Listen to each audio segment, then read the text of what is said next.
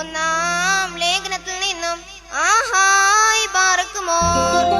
സ്ലീഹായുടെ സ്തുതിയും നമ്മുടെ മേൽ തന്നെ അനുഗ്രഹങ്ങളും എന്നേക്കും ഉണ്ടായിരിക്കട്ടെ. നിങ്ങൾ ദൈവത്തിന്റെ മന്ദിരമെന്നും ദൈവത്തിന്റെ ആത്മാവ് നിങ്ങൾ വസിക്കുന്നുവെന്നും അറിയുന്നില്ലയോ? ദൈവത്തിന്റെ മന്ദിരം നശിപ്പിക്കുന്നവനെ ദൈവം നശിപ്പിക്കും. ദൈവത്തിന്റെ മന്ദിരം വിശുദ്ധമല്ലോ. നിങ്ങളും അങ്ങനെ തന്നെ. ആരും തന്നെ താൻ വഞ്ചിക്കരുത്. താൻ ഈ ലോകത്തിൽ ജ്ഞാനിയെന്ന് നിങ്ങളിൽ ആർക്കെങ്കിലും തോന്നിയാൽ അവൻ ജ്ഞാനിയാകേണ്ടതിന് ഭോഷനായി തീരട്ടെ. ഈ ലോകത്തിന്റെ ജ്ഞാനം ദൈവസന്നിധിയിൽ ഭോഷത്വമത്രേ. അവൻ ജ്ഞാനികളെ അവരുടെ കൗശലത്തിൽ പിടിക്കുന്നുവെന്നും കർത്താവ് ജ്ഞാനികളുടെ വിചാരം വ്യർത്ഥമെന്നറിയുന്നുവെന്നും എഴുതിയിരിക്കുന്നുവല്ലോ.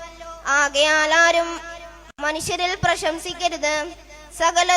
സകലവും നിങ്ങൾക്കുള്ളതല്ലോ. പൗലോസോ അപ്പോലോസോ കേഫാവോ, ലോകമോ ജീവനോ മരണമോ, ഇപ്പോഴുള്ളതോ വരുവാനുള്ളതോ, സകലവും നിങ്ങൾക്കുള്ളത്. നിങ്ങളോ ക്രിസ്തുവിനുള്ളവർ, ക്രിസ്തു ദൈവത്തിനുള്ളവൻ. ആഹായ് ബാറക്കുമോ.